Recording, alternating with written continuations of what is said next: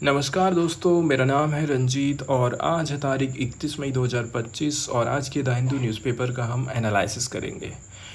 जैसे ही पहली न्यूज़ आपके सामने आएगी दोस्तों, वाकई में ये हमें शॉकिंग में डालने वाली न्यूज़ है।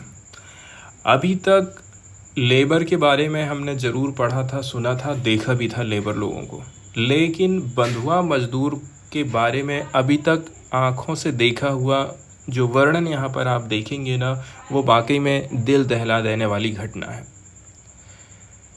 कितने समय पहले हम ये सुना करते थे कि कभी पहले जो चाय के बागान हुआ करते थे वहाँ पर बंधुआ मजदूरी हुआ करती थी। फिर कभी हम लोग अफ्रीका में सुने हैं कि वहाँ पर भी बंधुआ मजदूरी हुआ करती थी। आज के टाइम पीरियड में हम बात कर रहे हैं, 2025 चल रहा है, भारत चंद्रमा पे पहुंच रहा है, विश्व गुरु बन रहा है और ऐसे टाइम पीरियड में बॉन्डेड लेबर की खबर आना कहीं ना कहीं सरकार का जो तंत्र है, सिस्टम है, उसमें कमी को, गैप को बताता है। ये जो पिक्चर आप देख रहे हैं, ये पिक्चर एकदम रियल है और ये जो झोपड़ी यहाँ पर आप देख रहे हैं वो भी रियल है। बात यह है कि आज के टाइम पीरियड में जो ट्राइबल्स पर्सन हैं, जंगलों से उनको निष्कासित कर दिया जा रहा है। जंगलों में डेवलपमेंट का काम हो रहा है, कहीं नेशनल पार्क बनाए जा रहे हैं, कहीं कुछ किया जा रहा है, जिसके चलते चलते इनको अपनी ज़मीन छोड़नी पड़ जा रही है। अब मजबूरी में इनको किसी के यहाँ मजदूर बन करके रहना पड़ जा रहा है। ये ही है आंध्र प्रदेश के ट्राइबल्स वुमेन्स की स्टोरी, जिसमें आप देखेंगे कि ये जो लेडीज़ हैं, जिसका नाम है मनेपल्ली अंकम्मा, बोला जा रहा है कि वो उसको खुद नहीं पता कि वो कितने साल की हो गई है। इसने एन मुथु नामक एक बतख पालक के लिए काम करना चालू किया था। मुथु ने उसको बोला कि मैं आपको 24,000 पर मंथ दूंगा, इसमें आपको गाय भी चराने हैं, इसके अलावा मिठाई की दुकान में मदद भी करना पड़ेगा। 2-3 काम ऐसे हो गए, ठीक है। तो अंकम्मा ने उससे एडवांस में 15,000 रुपया ले लिया, ठीक है। अब जब इस 15,000 को वो चुकता नहीं कर पाई थी ना, तो मुथु ने उसके सबसे जो छोटा बेटा है वेंकटेश, उसको कोलेटरल के रूप में अपने पास रख लिया, गिरवी, या फिर आप कहना चाहिए किडनैप कर लिया। फिर बाद में मुथु ने उसके ऊपर झूठे ढंग से 42,000 का कर्ज बताया, ठीक है। क्या बोलने लगा कि ये जो कर्जा है वो कितना हो गया, 15,000 का 42,000 उसने बता दिया। 9 अप्रैल को अंकम्मा ने फ़ोन पर अपने बेटे से बात भी करी। 9 साल के वेंकटेश ने बताया था कि वो तमिलनाडु में मुथु की बतखों की देखभाल कर रहा है, बतख चराने का काम कर रहा है। अंकम्मा जो एक नींबू के बाग में काम कर रही थी, उसको तो भरोसा हो गया, ठीक है। उसने ये भरोसा दिलाया कि वो 2 दिन में 42,000 लेकर के आएगी और उसको घर ले जाएगी। 15,000 की जगह वो 42,000 भी देने के लिए तैयार हो जाती है। इसके बावजूद भी आप जो दुर्दशा है वो आगे की स्टोरी में देखेंगे। अब कॉल ख़त्म करने के पहले उसकी माँ ने पूछा है कि उसने क्या खाया है, तो उसने बताया दही चावल, कर्ड राइस, जो पिछले दिन के पानी मिले चावल से कहीं ज़्यादा बेहतर था। ये उसकी लास्ट मुलाकात थी अपने बेटे से। अब 1 हफ्ते के बाद अंकम्मा 42,000 रुपये नगद लेकर के सत्यवेदु गई, लेकिन मुथु ने पैसे लेने से इनकार कर दिया और जातिगत गाली देना चालू कर दिया। उसने बोला कि उसका बेटा फ़ोन और पैसा लेकर के भाग गया है और दुखी होकर के अंकम्मा वापस लौट गई। मजबूरी क्या होती है वो कुछ नहीं कर सकती है। 1 महीने के बाद वेंकटेश का कोई सुराग नहीं मिला था, तो रेड्डी ने अंकम्मा की मदद करी और 19 मई को सत्यवेदु थाने में FIR दर्ज कर दी उसने। इसके बाद पुलिस इन्वेस्टिगेशन होता, उसमें ये रिवील हुआ कि Muthu claim the boy died of jaundice. Muthu ने बताया है कि वेंकटेश की 12 अप्रैल को, आज ये मई का महीना चल रहा है, ठीक है, 12 मई को तमिलनाडु के एक प्राइवेट हॉस्पिटल में पीलिया से डेथ हो गई है, जॉन्डिस से डेथ हो गई है और उसको पलार नदी के पास उसने दफना भी दिया है। अब आप सोचिए। फिर पुलिस वहाँ भी जाती है, वहाँ पर भी उसकी तलाश करती है कि आखिर ये बोल रहा है तो सही बोल रहा है कि गलत बोल रहा है। सड़ा गला उसका बॉडी निकाला गया। अंकम्मा ने उसकी बनियान और निक्कर से अपने बेटे को पहचान लिया था, ठीक है। पोस्टमार्टम रिपोर्ट शेयर नहीं करी जाती है, लेकिन पुलिस ने बताया कि मौत का कारण सिर पर भारी हथियार से लगी चोट है, ब्लंट फोर्स इंजरी है, जो कि नॉर्मल डेथ के लिए, जो सामान्य रूप से मौत के लिए पर्याप्त होता। मतलब एक बार किसी ने इतना जोर से उसको मारा, उसका काम खत्म हो गया।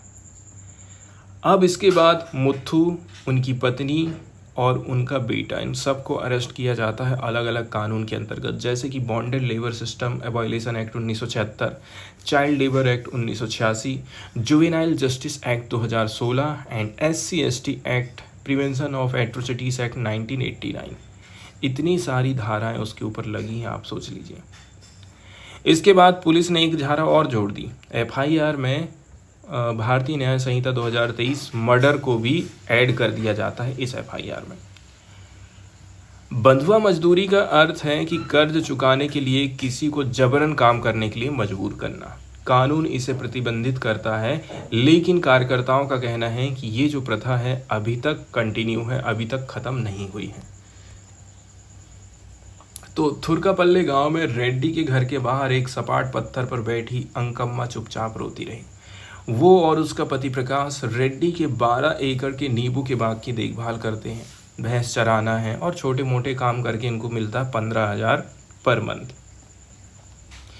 उनके पास रहने के लिए कोई पक्का मकान तो है नहीं। अंकम्मा 4 लकड़ियों पर खड़ी तिरपाल से ढकी एक छोटी सी झोपड़ी की ओर इशारा करके कहती है कि यही हमारा घर है। जैसे कि ये जो फ्रंट वाली पिक्चर है ना, इसमें आप देखेंगे ना तो इसमें दिख जाएगा इनका घर। ये है, देखिए मैं शुरू में ही आपको बता दिया था, उसमें सिर्फ लेटने भर की जगह है। तो जब रेड्डी पास होते हैं तो अंकम्मा और प्रकाश ज़मीन पर बैठते हैं। कितना बड़ा यहाँ पर जातिगत अंतर है। मतलब जब वो ये झोपड़ी में आते हैं ना तो ये लोग ज़मीन पर बैठेंगे और वो ऊपर बैठेगा। ये लोग उनको रेड्डुलू, प्रभावशील जाति कहती है और बड़े लोग मानती हैं। वो खुद इस घटना के लिए दोषी है और कहती है कि अब वे रेड्डी को भी कभी नहीं छोड़ेंगे। ऐसा इसलिए क्योंकि उनको लगता है कि भाई ये आदमी अच्छा है, हम तो लालच के मारे चले गए थे कि 24,000 की 42,000 मिलेगा। 2 साल पहले अंकम्मा और प्रकाश मुथ्थू के पास काम करने के लिए गए, क्योंकि अंकम्मा की माँ ने बोला था कि वहाँ ज़्यादा पैसा मिलेगा। तो 15,000 ये लोग एडवांस ले लिए थे और बतख चराने लग गए थे। 24,000 मासिक वेतन का वादा था, लेकिन उनको खाली मिला 15,000। तो वे खेतों में खुले आसमान के नीचे सोते थे। सांप और बिच्छुओं का डर रहता था। हर सप्ताह उनको जगह बदलना पड़ता था। उन्होंने किस्तों में कर्ज चुकाने की पेशकश करी, लेकिन मुथ्थू ने मना कर दिया। अंकम्मा की जब पहली शादी हुई थी ना तो उससे 3 संतानें हुई। जब पिछले साल उसके पति की मौत हो गई तो वो और प्रकाश अंतिम संस्कार के लिए गुडूर गए थे। जब वे वापस नहीं लौटे तो मुथ्थू उन्हें ढूंढने आया और वेंकटेश को गिरवी रख लिया, जमानत के तौर पर लेके चला गया। सब कह रहे हैं कि हमें कंपनसेशन मिलेगा, लेकिन अंकम्मा बोल रही है कि मेरे बेटे को न्याय मिल जाए, बस हो गया। अब बॉन्डेड लेबर रिहेबिलाइजेशन स्कीम है सरकार की तरफ से, 2021 में आई है। ये कहती है कि बंधुआ मजदूरी से जो लोग फ्री हुए हैं उनको तत्काल 30,000 रुपया मिलेगा। अगर आरोपी दोषी साबित हो जाएगा तो 3 लाख रुपया आपको मिलेगा। अब RDO कार्यालय के एडमिनिस्ट्रेटिव ऑफिसर रवि कुमार का कहना है कि एडमिनिस्ट्रेशन उनको घर की ज़मीन और मुआवजा तो दे सकता है, लेकिन टेक्निकल रूप से सिर्फ बच्चा बंधुआ मजदूरी कर रहा था और अब उसकी डेथ हो गई है, इसलिए परिवार को रिलीज सर्टिफिकेट नहीं मिल सकता। ये और भी ज़्यादा एडमिनिस्ट्रेटिव हर्डल को फेस कर रही हैं अंकम्मा। अब ये जो लोग हैं यहाँ के गरीब हैं, न ज़्यादा पढ़े लिखे हैं और बहुत ज़्यादा डरे हुए रहते हैं, क्योंकि इनकी जाति बहुत निचली है, ऊंची जाति का दबदबा है। आंध्र प्रदेश बॉन्डेड लेबर के लिए सोर्स भी है और डेस्टिनेशन भी है।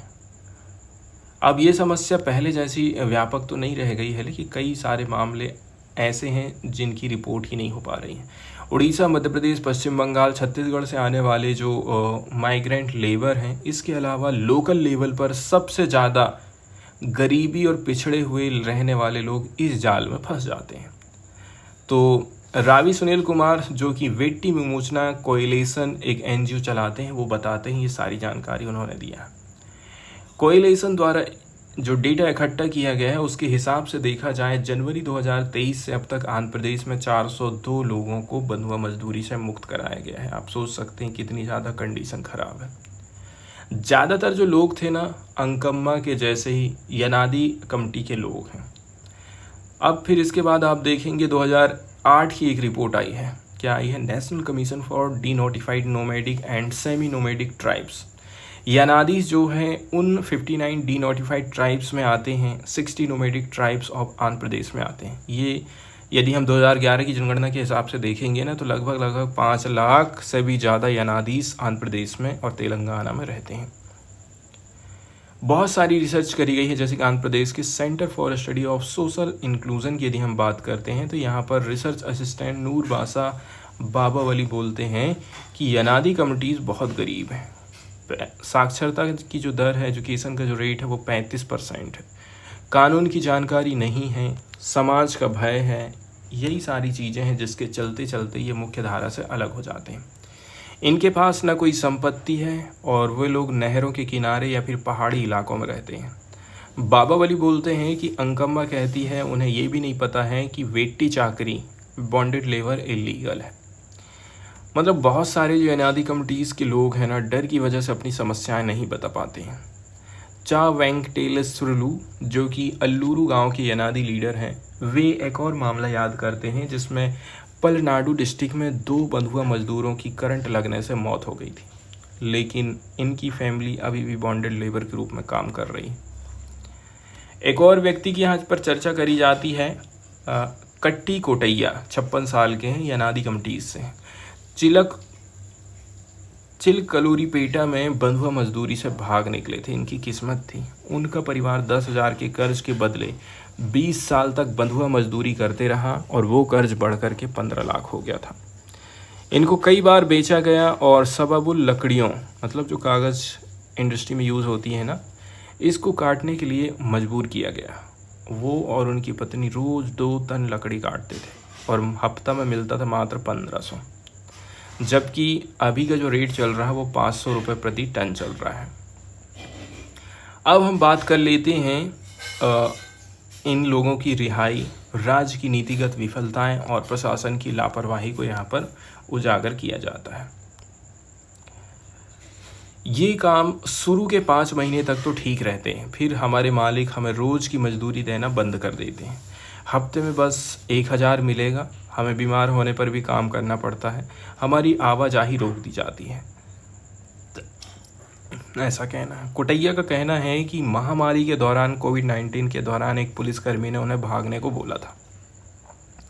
अब वो बेचारा भाग नहीं पाया, 2 लाख रुपए का कर्ज था। उन्होंने अपना सरकार से मिला हुआ 1 लाख का घर 1 लाख में बेच दिया ताकि कुछ कर्जा चुका सके। अब देखता है कि उसके 2 दोस्त की डेथ हो गई। उन्होंने मालिक से बोला कि जून 2024 में मैं वोट डालने जा रहा हूँ, और फिर कभी लौटा ही नहीं।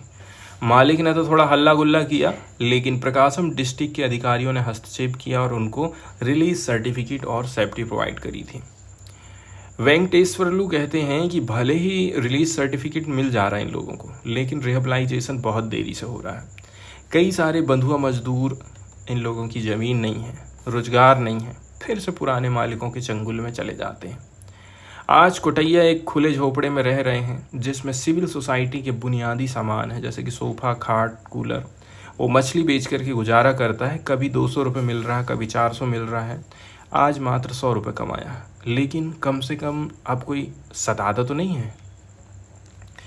इसके अलावा जब हम बतख पालन यूनिट्स की बात करते हैं तो यहाँ पर भी बड़ी एकदम दिक्कत वाली बात है। डक रियरिंग यूनिट्स के अलावा बंधुआ मजदूरी के मामले, सबबुल लकड़ियों की कटाई, ऐसे एरिया जहाँ पर सबबुल बड़े पैमाने पर उगाया जा रहा है। कहते हैं रमेश, जो कि rural organisation for poverty eradication services नामक एक NGO में काम करते हैं। बतख फार्मों में बच्चों को क्यों रखा जाता है? क्योंकि चटपट काम करते हैं। बतख पालक जो कि ज़्यादातर यरुकुला एक ST समुदाय से आती हैं, यनादी लोगों को मजदूरी पर रखते हैं। काम की स्थिति बहुत ही कठिन होती है और न बिजली है और न ढंग का खाना मिलता है। जेएनयू के प्रोफेसर रवि श्रीवास्तव की रिपोर्ट में पता चला है कि सुप्रीम कोर्ट ने सभी राज्यों को 1996 में बंधुआ मजदूरी सर्वे करने के लिए बोला था। उस टाइम आंध्र प्रदेश में तो कोई मामला नहीं आया, लेकिन 2004 तक 37,988 लोगों को फ्री किया जाता है। इसके बाद ना कोई सर्वे हो रहा है, ना कोई जांच पड़ताल। बंधुआ मजदूरी खेतीबाड़ी और गैर खेतीबाड़ी दोनों क्षेत्र में जारी है, मतलब छोटे मोटे तौर पर अभी भी ये कंटिन्यू है। पिछले 2 साल में लगभग 402 लोगों को बचाया गया है। इसमें से 7 मामलों में ही एफआईआर दर्ज हो पाया है, बाकी के खिलाफ क्यों नहीं हुआ है। आंध्र प्रदेश में ना तो कोई स्टैंडर्ड ऑपरेटिंग प्रोसीजर है और ना ही स्टेट लेवल पर कोई वर्किंग प्लान है। मतलब तमिलनाडु और दिल्ली जैसे राज्यों में तो व्यवस्था बेहतर है। हालांकि बंधुआ मजदूरी उन्मूलन अधिनियम की बात करें, मतलब बॉन्डेड लेबर एक्ट की बात करें, इसमें 3 साल का पनिशमेंट का प्रावधान है, लेकिन सजा पाने वालों का कोई आधिकारिक डेटा तक नहीं है।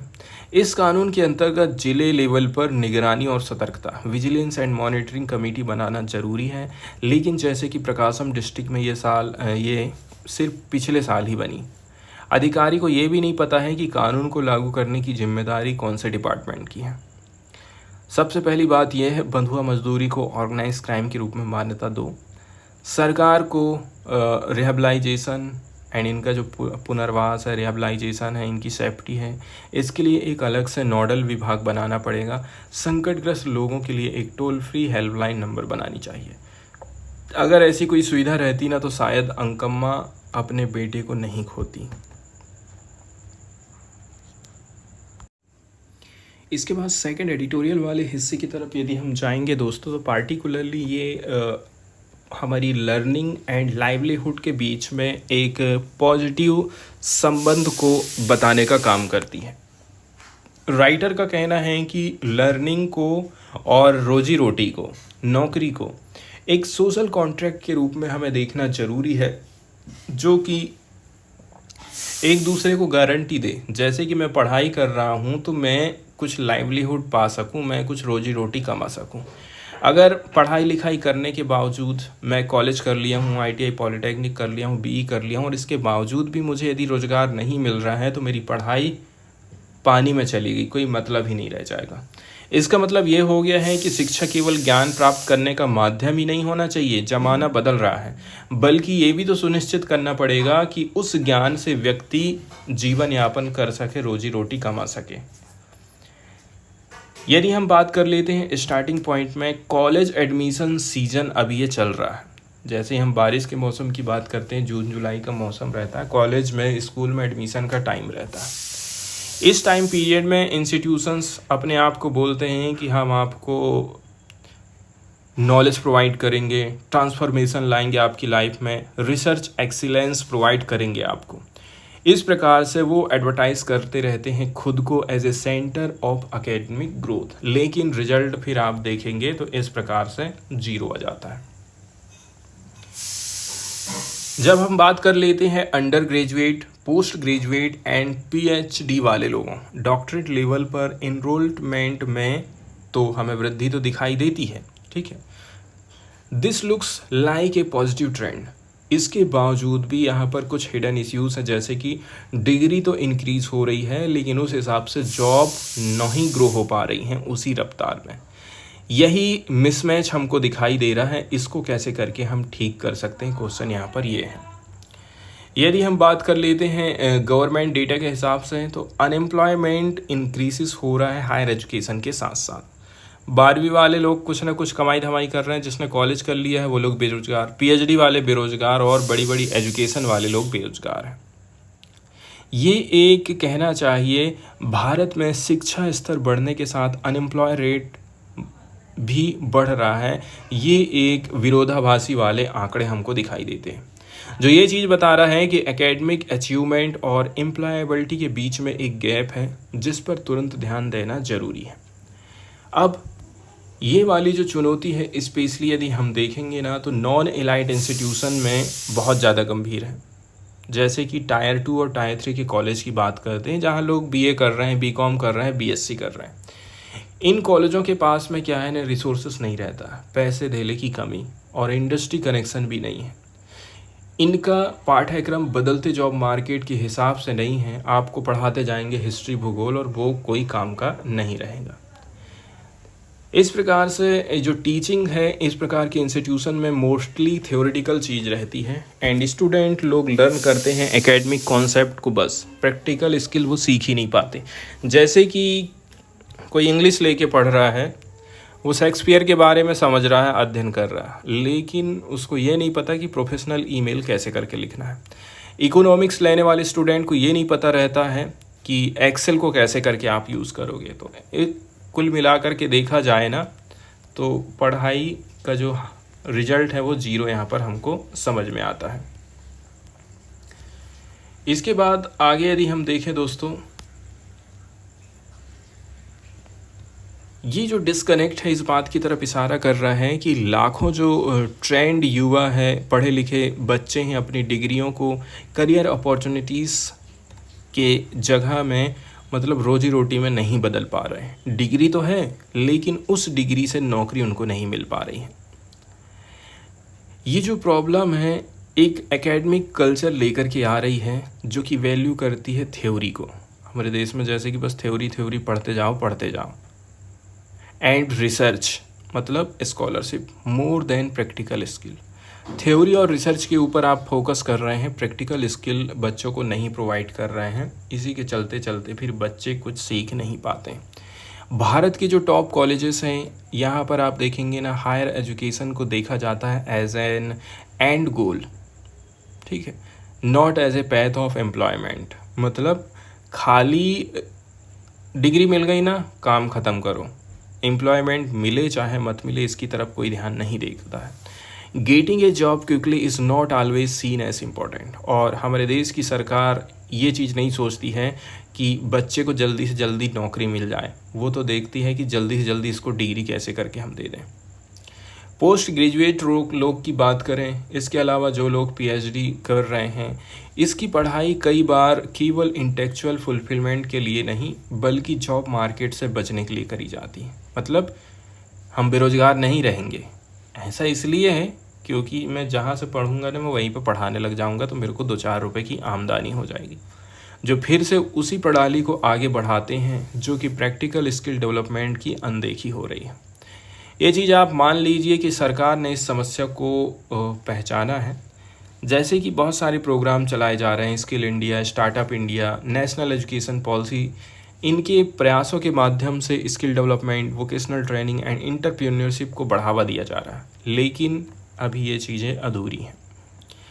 ज़्यादातर अंडर ग्रेजुएट और पोस्ट ग्रेजुएट के जो कहना चाहिए प्रोग्राम हैं अभी भी बस रटंत शिक्षा, जैसे तोता को रट रट के सिखाते हैं, प्रैक्टिकल पर बिल्कुल ध्यान नहीं देते हैं। अब सरकार कह रही हम एआई और एंटरप्रेन्योरशिप के जैसे नए नए कोर्स चला रहे हैं, लेकिन वे अक्सर गहराई में नहीं जाते हैं और मेन पाठ्यक्रम में इनको आप शामिल ही नहीं कर रहे हैं। इस हिसाब से आपके पास टीचर होना चाहिए, प्रैक्टिकल होना चाहिए, तभी तो आपकी ये पढ़ाई काम आएगी।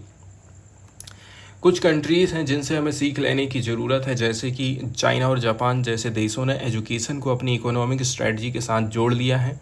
टेक्निकल और वोकेशनल एजुकेशन को वर्कफोर्स के विकास का मुख्य हिस्सा बनाया। लेकिन भारत वोकेशनल ट्रेनिंग को आज भी एक फॉल बैक ऑप्शन, मतलब मजबूरी में जाने वाला ऑप्शन है। न केवल समाज में बल्कि शिक्षा प्रणाली के भीतर भी यही सोचा जाता है। इसी सोच के चलते चलते स्किल बेस्ड एजुकेशन की महत्ता और प्रभावशीलता कम हो रही है, जबकि ये इकोनॉमिक एम्पावरमेंट के लिए बहुत ज़्यादा ज़रूरी हो जाता है। इसके अलावा हमारा जो समाज है डिग्री को as a symbol of upward mobility देखता है। मतलब लड़की ने कॉलेज कर ली है, डिग्री ले ली है तो उसको अच्छा लड़का मिल जाएगा, अच्छा हम एक अच्छे समाज में आ जाएंगे। मतलब डिग्री पाने से व्यक्ति आगे बढ़ रहा है, लेकिन अब डिग्री ये गारंटी नहीं दे रही है, अब कोई काम की नहीं रह गई है। राइटर ये नहीं कह रहा है कि लिबरल एजुकेशन मतलब आर्ट, हिस्ट्री एंड जो दर्शन है इसकी शिक्षा को या फिर एब्स्ट्रैक्ट लर्निंग को आप छोड़ दो, जो सैद्धांतिक चीज़ें उसको छोड़ दो। ये भी ज़रूरी है क्योंकि ये क्रिटिकल थिंकिंग विकसित करती हैं, क्रिएटिविटी सिखाते हैं, लेकिन साथ ही साथ शिक्षा को इकोनॉमिक बेनिफिट भी तो देना चाहिए। मतलब नौकरी या फिर कमाई का जरिया भी तो बनाओ, नहीं तो कौन से मतलब की डिग्री सिर्फ कागज़ का सर्टिफिकेट नहीं होनी चाहिए, उनको अर्जेंसी मतलब अपना जीवन नियंत्रित करने की कैपेसिटी, डिग्निटी देनी चाहिए, खास करके उन छात्रों को जो कि छोटे शहर या फिर कम संसाधन वाले एरिया से आ रहे हैं। इसका समाधान निकल कर के यही आया है कि हम जनरल डिग्री प्रोग्राम जैसे बीए, बीएससी, बीकॉम में प्रैक्टिकल स्किल को बढ़ाते जाएं, कोर एलिमेंट की तरह शामिल करें। ठीक है, मतलब इसको हमें एक मेन चीज़ बनाना है, हमारा इसको बेस बना करके चलना है, ना कि बस एक ऑप्शनल या फिर साइड कोर्स के जैसे। इसमें communication skill, digital literacy, budgeting, data analysis, hospitality, tailoring and health services जैसे स्किल भी बच्चों को सिखाने ज़रूरी है। जिस बच्चे ने पीएचडी कर ली है आगे चल कर के या फिर डॉक्टरल एजुकेशन हासिल वो करना चाहता है, तो ये केवल एकेडमिया के लिए नहीं, मतलब स्कूल कॉलेज के लिए अकेले नहीं, बल्कि स्टूडेंट को पॉलिसी, एनालिटिक्स, कंसल्टिंग, डेवलपमेंट और इंडस्ट्री रोल के लिए भी तैयार होना पड़ेगा। रिसर्च तो ज़रूरी है, लेकिन उसे वही करें जिनकी उसमें रुचि हो। ज़बरदस्ती हर किसी को करवाने से भी कोई फ़ायदा नहीं। आजकल हर बच्चा बड़ा होकर के ये सोच रहा है कि मेरे को सरकारी नौकरी चाहिए। इसका रीज़न ये है कि अन्य क्षेत्र में उसको उतने ऑप्शन नहीं दिख रहे हैं। सरकारी नौकरी जैसी चीज़ें वहाँ नहीं मिल पा रही, ना तो पैसा मिल रहा, ना तो सोशल सिक्योरिटी मिल रही। तो सरकारी नौकरी ज़रूरी है, लेकिन हमें प्राइवेट सेक्टर और एंटरप्रेन्योरशिप को भी बढ़ावा देना पड़ेगा। लोग खुद का रोजगार खड़ा करें। इसके लिए ज़रूरी है एम्प्लॉयबिलिटी और स्किल्स को हम बढ़ाएं। अगर युवा कौशल होंगे, मतलब कुशल होंगे, स्किल होगा, तो वे सिर्फ कॉम्पिटिटिव एग्ज़ाम पर निर्भर नहीं रहेंगे, नौकरी के लिए हमेशा भटकते नहीं रहेंगे। भारत की अर्थव्यवस्था तेज़ी के साथ बढ़ रही है। हमको एक ऐसा एजुकेशन सिस्टम चाहिए जो केवल स्टूडेंट को खाली स्कूल में ना भेजे कि इनरोलमेंट बढ़ाओ, स्कूल का नामांकन बढ़ाओ, बल्कि लायक स्किल भी तो दो इकोनॉमी के हिसाब से।